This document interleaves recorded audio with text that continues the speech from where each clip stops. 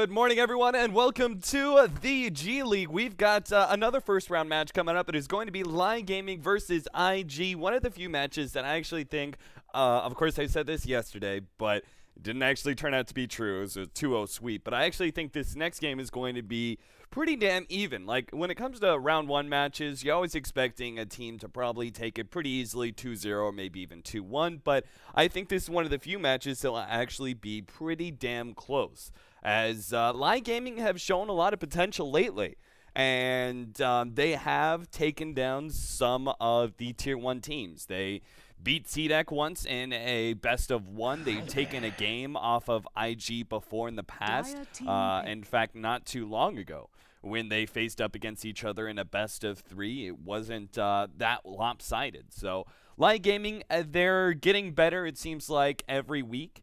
And this could be a big opportunity for them to prove that they have been making some leaps and bounds when it comes to improvement and are able to take on some of those Tier 1 teams. So Lai Gaming, they start themselves out with the first pick, Skywrath Mage, followed up by a second pick, Bat Rider.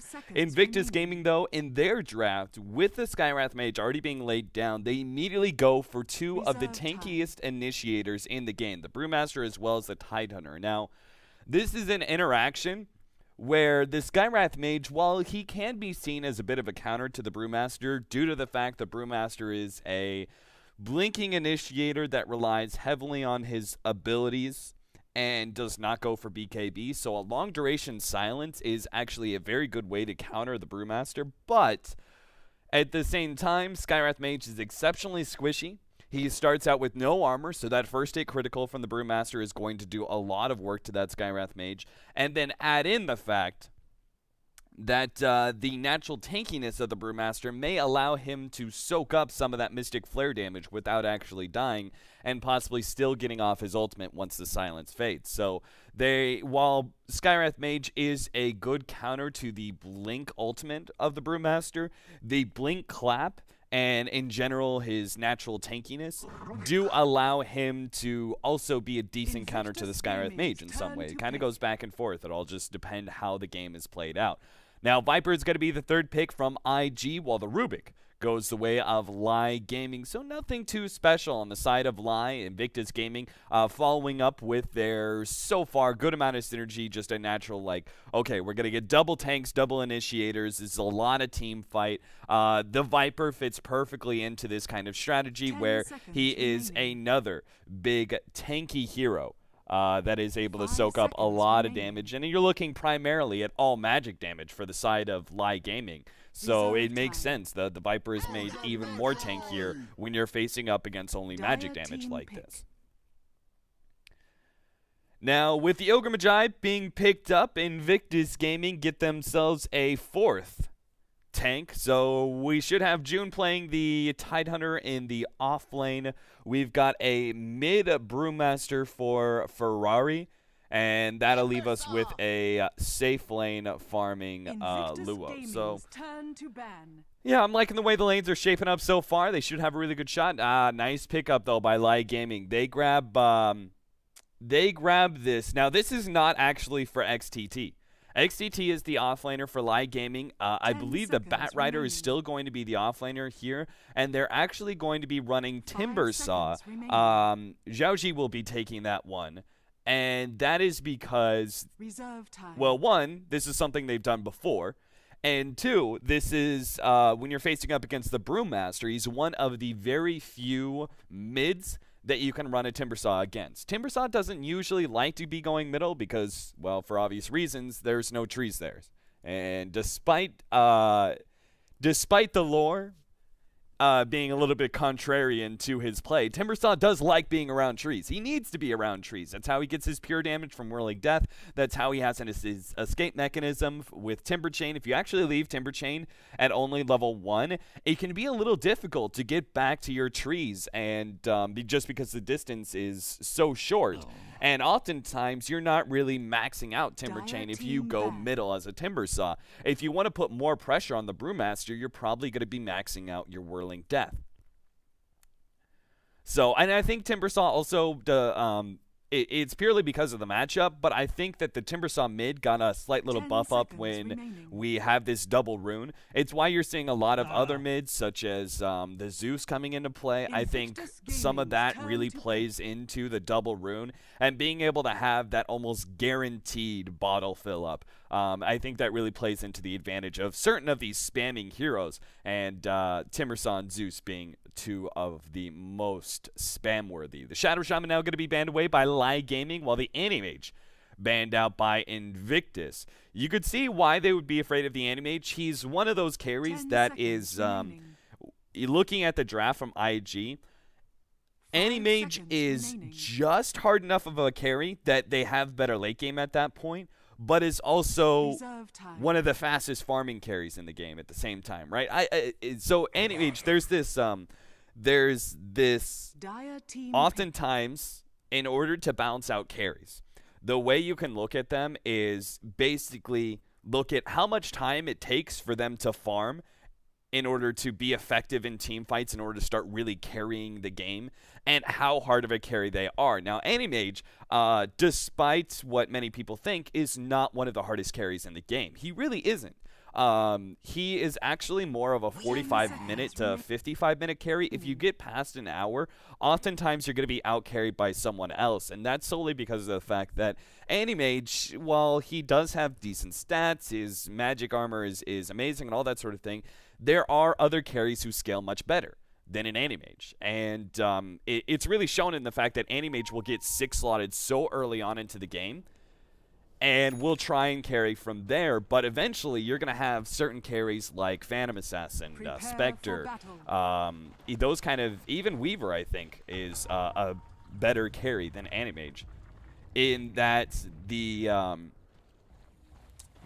that you're able to scale much better than an Anti-Mage, but these heroes don't farm as quickly as an Anti-Mage. So the way I'm looking at this game is that the Anti-Mage would have been kind of perfect in that he would out-carry any of the members of IG if this went late game, but he would also come online fast enough to be able to deal with what is going to be a very obvious mid-game oriented strategy. Now with their last pick of the Abaddon for Chisbug, this means that we're going to have double tanky supports, which is very odd to see, having two different melee supports, but it's going to work because they actually have different roles.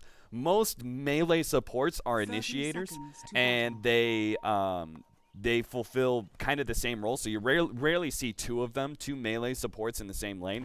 But Abaddon is one of the few melee supports who actually doesn't fulfill the same role. He's not an initiator, he's a counter-initiator. So he's actually sitting back, despite the fact that he's a melee, he's oftentimes sitting back in the fight behind most of the other heroes, just waiting to get off those clutch aphotic shields. And this is going to make the Viper damn near unkillable.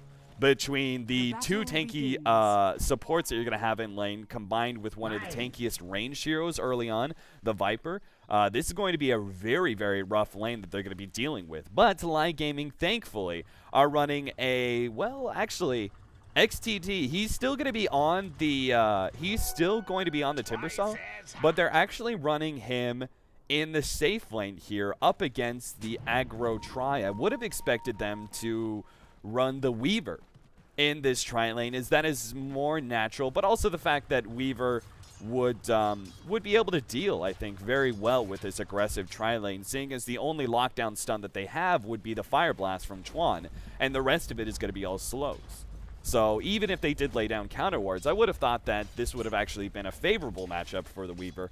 Not favorable in that you're going to win the lane, but just that you're going to be able to deal with the aggro tri and probably shouldn't die. But instead, they're going to be running him in the mid lane. And that will leave us with the Bat Rider. Still, XTT will be playing that one, going up against June in the bottom lane.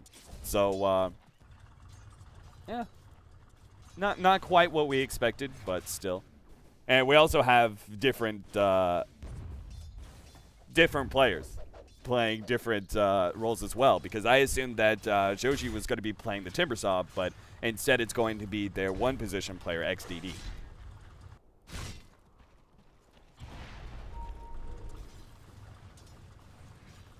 So early counter ward going to be able to take out some of the visions so far, but other than that, Lai Gaming are just kind of forced to play this defensively, try and get whatever last hits they can. Timbersaw is still going to be effective against this lane because, again, they only have 1 stun, so it means the Timber Chain is a pretty reliable getaway. But at the same time, he does have to be careful when he uses it. He has to try and use it after the Fire Blast. Otherwise, you'll see many professional players. One of the biggest downsides of the Timber Saw is that the Timber Chain is very easy to interrupt. But so far, CS-wise, it seems to be going pretty decently for XDD. Meanwhile, the Brewmaster is actually going to be coming around here for the bottom regen rune. And filling up his bottle.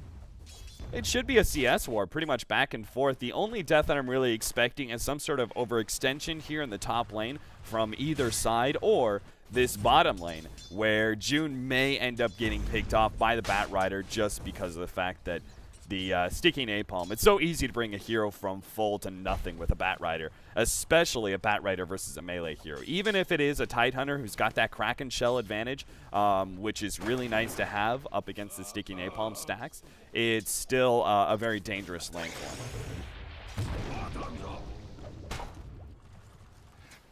IG, they don't necessarily have to win their laning phase here. They do have a lineup that is more mid-game dedicated than anything else, and sure enough, here's your overextension. This Rubik is done for. Ends up getting caught. Now, we are going to be having some lag, as you can see. First Blood just now coming up. This is just the perfect world servers, guys. I can't really do much to fix it. I can try and reconnect. In fact, we'll do a reconnect right now while they have a pause. But it's unlikely to be able to fix itself. Sometimes it's just the way the cookie crumbles. So I had it yesterday. Probably going to be having it today. Maybe the reconnect will fix it. I have to say though, I think the Weaver was a pretty solid pick. The Animage even would have left you kind of exposed. Oh, there we go. Yeah, looks like it's still quite laggy. So, I don't think we're gonna be able to fix it, guys. Because I've done like 5 billion reconnects before, and sometimes it just will not want to cooperate. Sometimes the servers are just not right for us.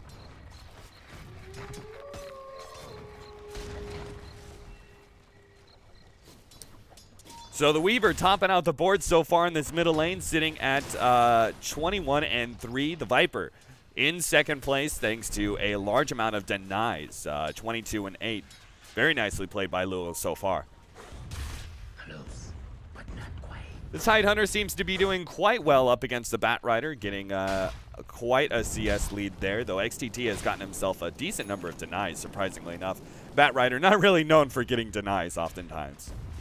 So, decent number there. They're actually going to be going for the dive here. Luo is going to be thrown up. Telekinesis, nice use of the Aphotic Shield to interrupt that one, but XDD will be able to get himself out nonetheless. Now the potential dive. XDD almost getting caught out, almost losing his potion there, but thanks to the nighttime, Chuan will lose vision, and the attempted dive does not work out for IG. Nicely defensively played by Lai Gaming, excluding the Rubik pickoff, which is bound to happen, I think, eventually. Just natural human error is going to happen. I think they played this lane pretty damn well.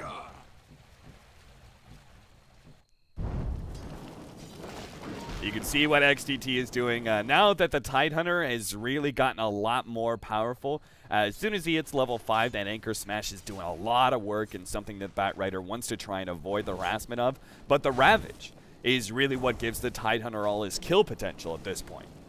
So it's XTT actually has to stay clear of that one now that he's got that big disable. Another rotation in. They're going to go for XDD here. Luo. Well, nice little block out. 5400 is going to look telekinesis. And once again, the Aphotic Shield comes into play. Luo will just chase down the Rubik, but they'll get a return kill in Chisbug. And now going in for more. Luo in some serious trouble as the teleport from Weaver will give them the enough advantage to be able to claim a 2-for-1 there in the favor of Lai Gaming. As, damn. This, this server is bad. Anyway, really great fight there for Lai Gaming, thanks to the Weaver. Really good job holding on to an early teleport scroll. Knowing that IG was going to be really aggressive in that aggro try, looking to make the dive. They've already telegraphed that once before, so it makes sense that they would try it again, and punishing them quite heavily for that, as the Viper going down was a huge pickoff. Batrider, meanwhile, just seems to be, well, looks like he's going to be forced back, but he did get a double damage rune earlier. XDD may actually go down here just due to the damage over time. Tough to deal with, and sure enough, without any extra supports, he will fall. Kind of needed to throw a Timber Chain up in this region if he wanted to be able to get enough distance to get away from those slows, as cutting it just to the right wasn't good enough. Especially with a level 3 Timber Chain. Like, it has a pretty good range from where he was sitting. He would have been able to hit any number of these trees right here.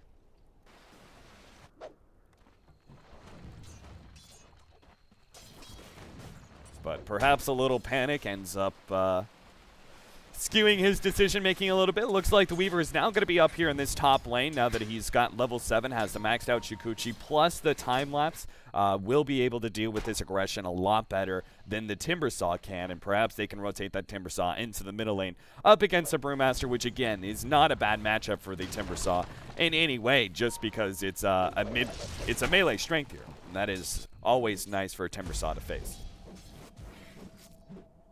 Nice counter ward, 5,400, able to take down the early Rune Vision, and they'll also claim themselves a regen.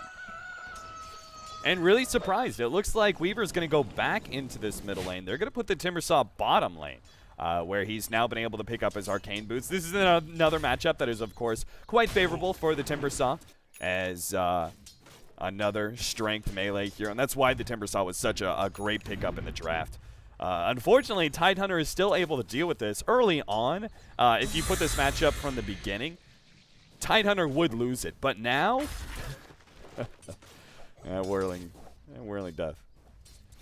But now, the Anchor Smash, seeing as Timbersaw starts out with, he's only sitting on 1 armor right now when he doesn't have any reactive armor ticks. He's going to be taking practically the full amount of damage of every Anchor Smash. So he's actually tanking as much damage as he is dealing out to the Tidehunter.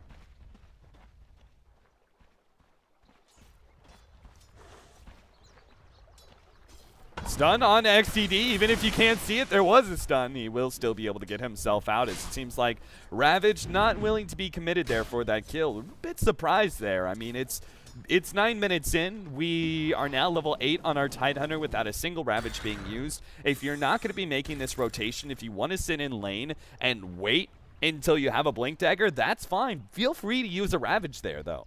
The attempt at a kill is well worth it, since you're going to be in this lane for another 2.5 minutes anyway, waiting for that Blink Dagger. You might as well go for kills, seeing as the Ravage being off cooldown is not really going to hurt you, since you're not planning on moving around anyway.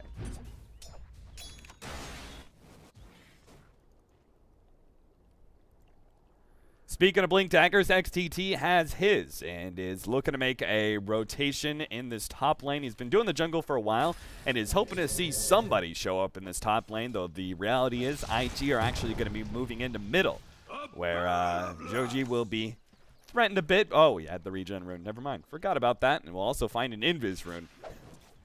What a lovely rune for a Weaver to have. Nobody will expect the Invisible Weaver. I like that the fact that they're breaking this aggro try of theirs. Their supports are beginning to be a little bit underfarmed, though in comparison to Lai Gaming supports, it's actually not that bad.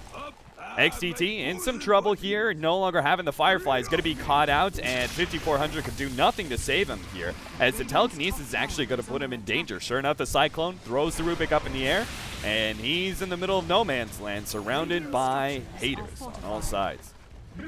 IG find another pickoff, 5-2, and might be able to claim this tower, though it's going to be a trade-off if it is. June is going to teleport up to this top lane, try and protect his tower, and with the mass teleports following it up, it looks like they will be able to keep this tier 1 alive. At the same time, this middle tower shouldn't be going down, as Joji will put a stop to this aggression.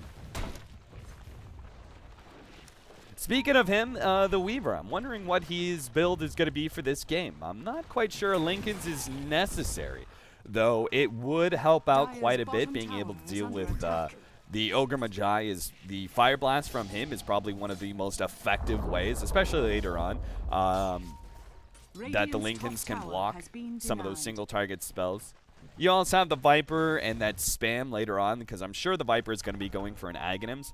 While the Viper ultimate isn't necessarily good lockdown up against a Weaver for obvious reasons, slows don't really affect a Weaver that much, it is really good harassment later on when you do have the Aghanims and you're able to spam it out every 12 seconds. So Lincolns wouldn't be a bad choice here. I'm just wondering if maybe he needs to go for something that gives him a lot more sustain in team fights, like a BKB.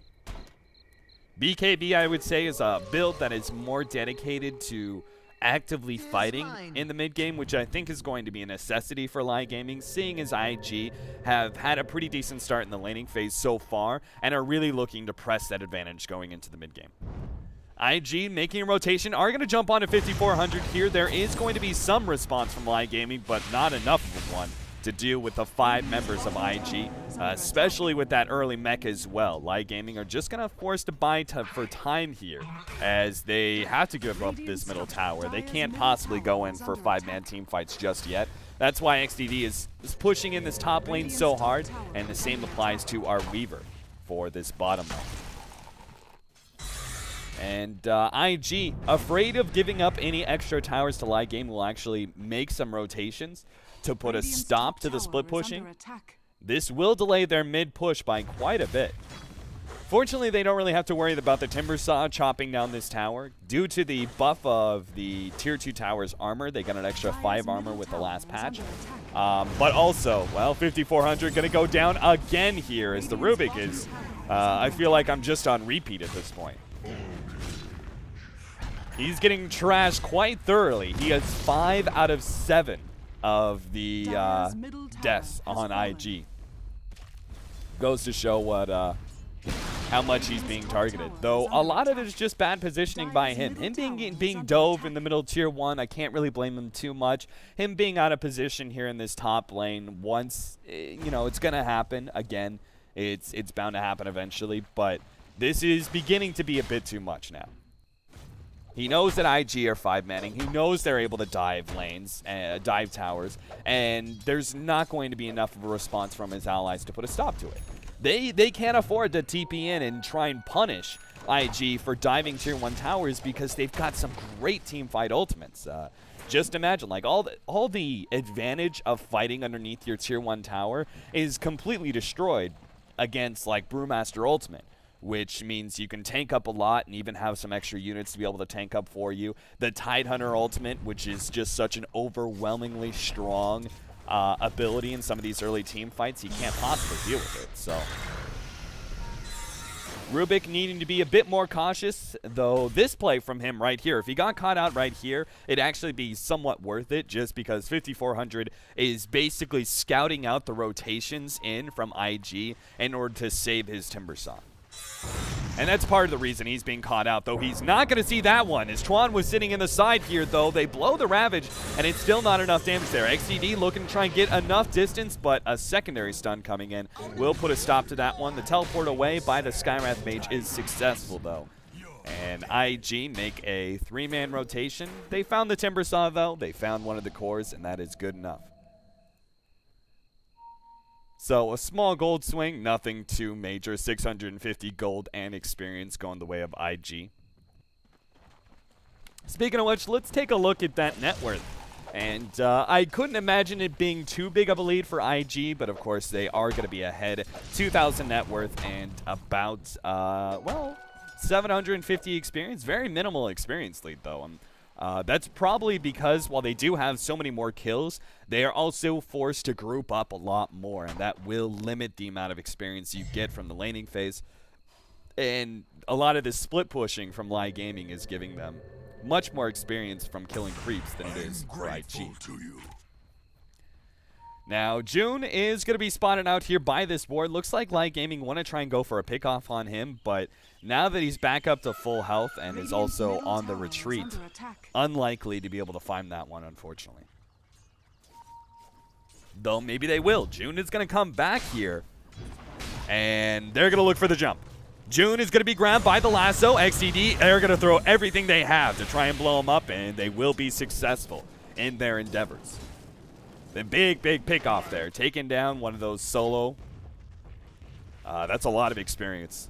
A lot of experience going the way of Lai Gaming for that one, and something that Timbersaw drastically needs, as he's going to need his maxed out nukes. He's got the 2 levels of reactive armor, gives him enough tankiness. I would say 13 and 14 aren't as important levels for Timbersaw, but getting up to level 12 is so key, so you can have your maxed out Whirling Death, plus have level 2 Chakram. I really feel like that's a certain kind of peak of power for Timbersaw that you don't really get until you hit level 16. Radiant's bottom tower is under attack. Pushing in the tier 2. Not much they can really do about this tier 1 tower going going down in the top lane. And yes, guys, I know, it is laggy. There's nothing we can do to stop it. It is not the stream. It is the Perfect World servers. What you are seeing on stream.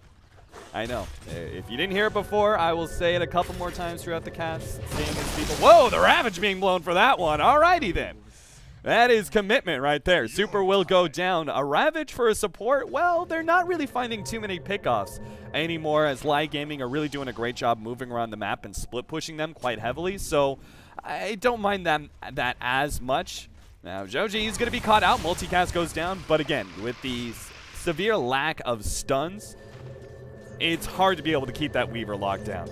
The Abaddon obviously has nothing. The Viper only has slows to be able to throw in. Looks like they really want to take this fight, though, up against a Viper with Mech and an Abaddon backing him up. I can't imagine this fight being a very good trade for them.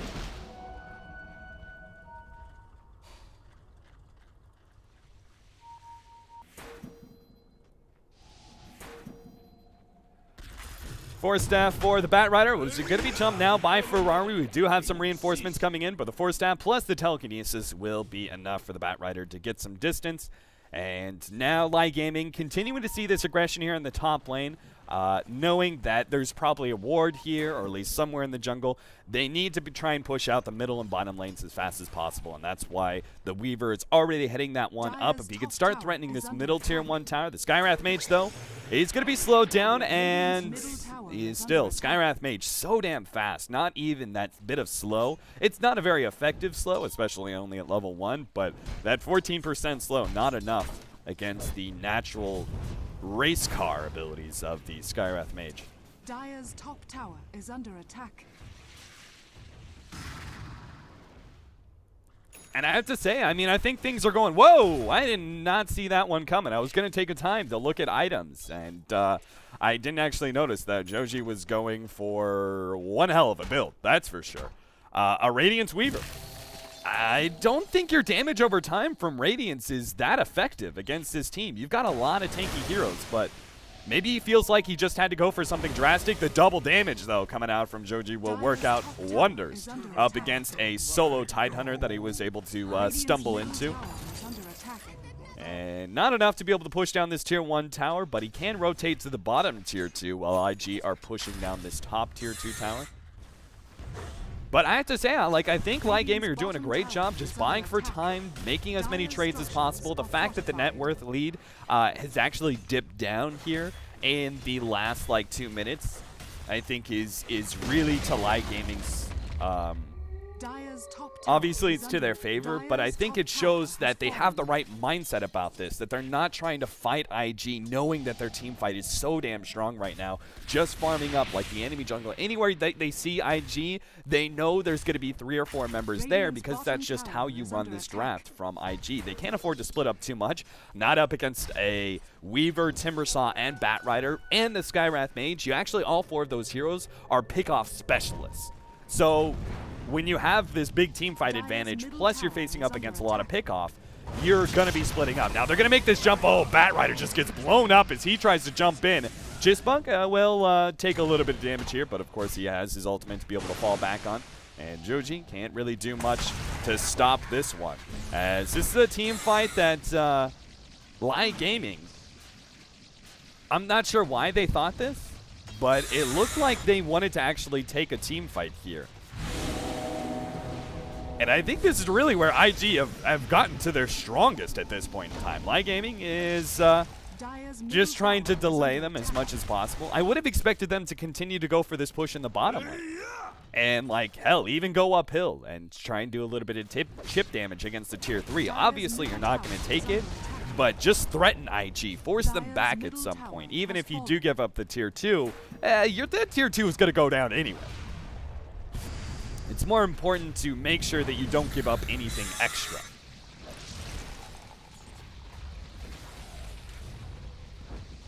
Oh, Ravage actually going off there is going to be catching out XDD, and they will blow him up with an extra multicast on top. 5400 trying to back himself away from Lua. Will be able to get himself out in time. And IG now going in for the tier 3 tower. Meanwhile, the split push happening from Joji is going to be going for that tier 2 tower before he backs himself up. He will be forced to take this fight, especially with the buyback from Timbersaw displaying, hey, we know we have to fight this. We know we can't give up this tier 3 for free. Luo actually getting another Aphotic Shield, so effective up against that telekinesis. And seeing this, seeing that just the buyback by itself is forcing IG back, Joji doing the most excellent play here. Does a decent amount of chip damage to this tier 3 tower. This is what I was talking about earlier. It's not enough to take the tower, but this kind of chip damage does build up later on into the game. So he brings it down a good 500 health, not bad. And you compare it to the damage that IG did to this middle tier 3 tower with all 5 of their heroes pushing in, the difference is very minimal.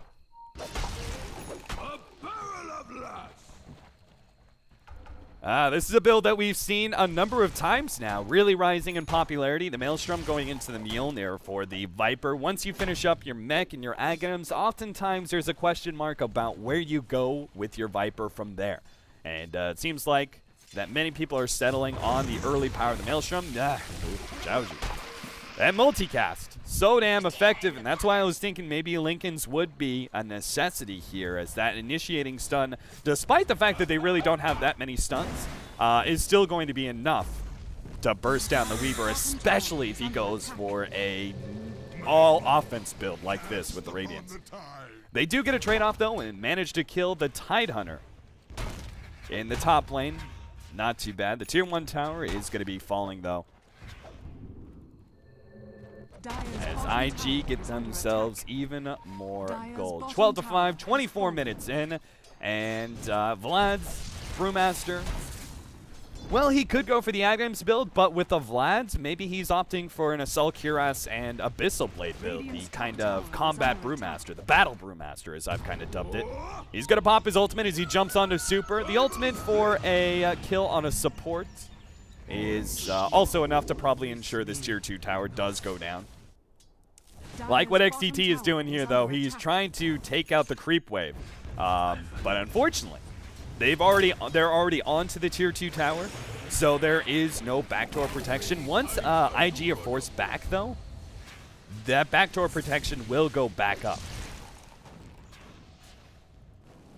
And XDT's movement here will actually be quite effective in stalling up IG.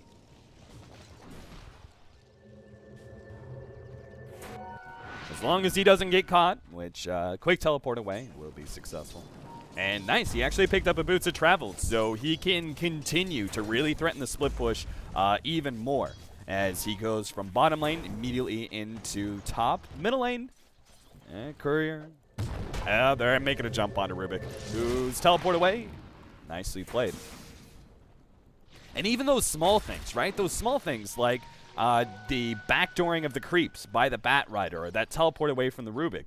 That's like 20 seconds, 30 seconds blown, where IG then are struggling to find an objective.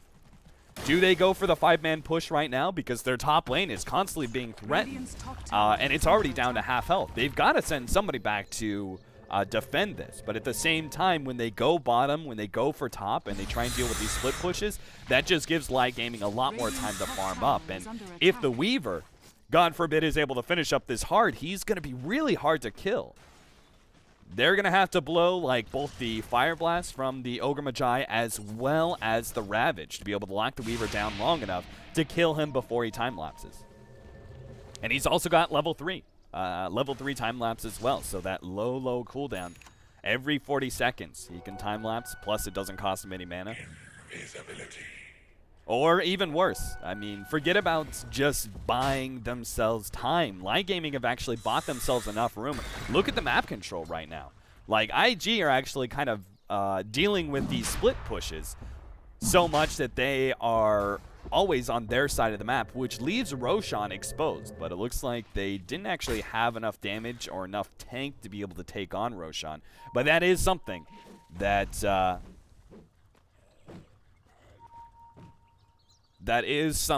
that will come into play later on.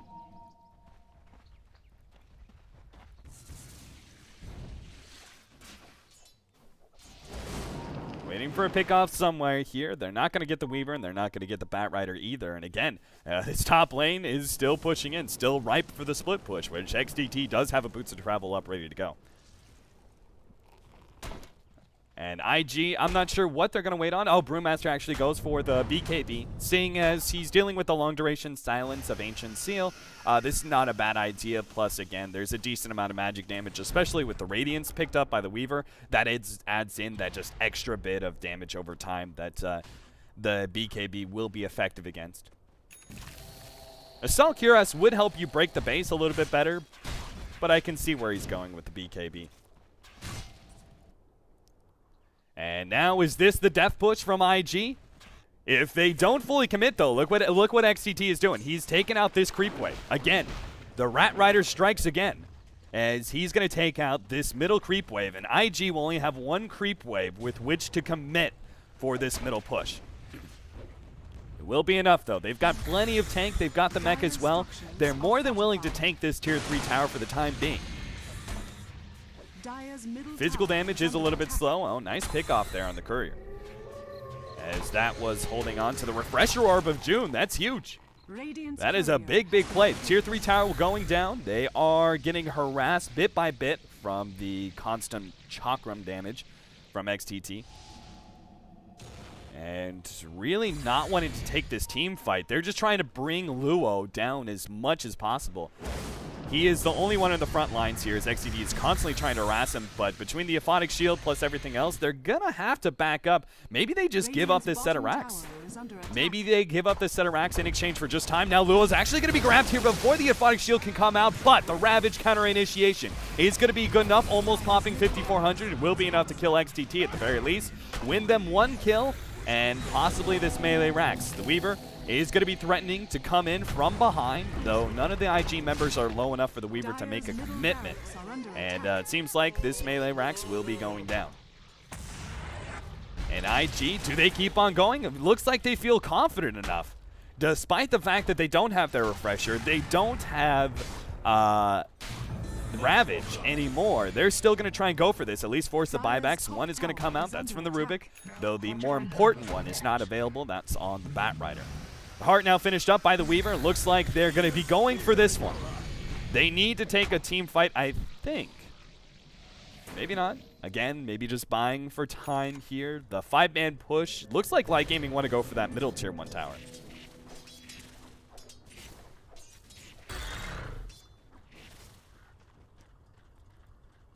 And Weaver, hell, at this point, between the Radiance and the Heart, he's probably got enough damage and enough tank that he can backdoor that tier 1 tower pretty quickly. So they don't necessarily have to go for a committed push here to take this tower. The Weaver can always sneak it in later on. Seems like they're still going to go for it, though. Luo trying to force him back. That's going to be a glyph burned. I'm not sure if that's a glyph that you really needed to use there. That tier 1 tower, again, due to the backdoor possibilities for the Weaver, I'm not sure if you wanted to use your glyph to defend a tier 1 tower and really just lengthen its lifespan for a minute or two longer, when you may need to use that glyph for your tier 3 tower in the top lane, which has already been brought down to 500 health. That the Weaver is able to get a push into this top lane while you are distracted otherwise. He's going to be quick to take down that tower. Teleport away by 5,400. XCD is going to be going for a Well, does he go for a BKB here? I think he has to. Between the Ravage plus the Ogre Magi, all that, yeah, all those 2 stuns combined with a decent amount of magic damage from Viper and everyone else, seems like a BKB may be a necessity here for Timbersaw. Not an item that he normally likes to go for, as Aghanims or Blink Dagger, Shivas, all those other items are a lot more fun and a lot more combative for a Timbersaw to utilize. And here it is, Joji sees the opportunity, will be going for the back door in that tier 1 tower, and will claim it too. Ravage is going to go off here. They're going to try and pop Joji, and with the come in from Chuan, that will be enough. The double Ravage blown just to be able to take out the Weaver, but he's down for a full minute, and that gives plenty of opportunities for IG to now go for a push in one of these side lanes and try and go for that second set of racks, or maybe not. They're going to go for Roshan instead. They've got the minus armor thanks to Chisbuk and his medallion. They are going to have to send someone up to this top lane. Unfortunately, neither the Timbersaw nor the Batrider are that effective at being able to lay down physical damage, so they can push down the wave rather quickly and get the creeps onto the tower, but they themselves don't actually present that much physical damage.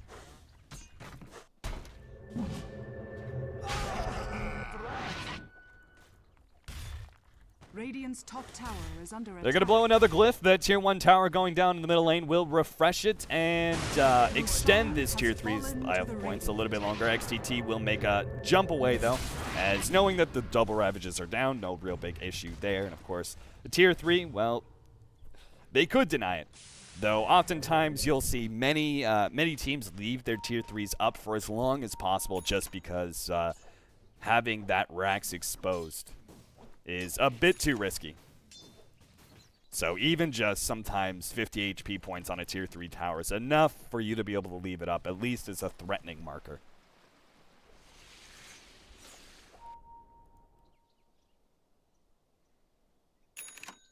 Power Tread's now up for the Weaver. Is the first time he's going to get upgraded boots.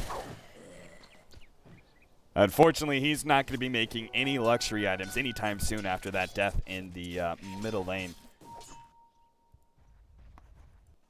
And I wonder what he goes for next. Like, does he go for more damage? Because it's obvious, like, IG, they've got so many HP points, you're having a hard time really threatening any of these heroes in team fights. Or do you go for more defense, seeing as you are being picked off by the double Ravage? Like, they're fully willing to commit everything they have just to be able to shut you down. So, do you need more defense? Is the heart really not enough? Do you go for a BKB?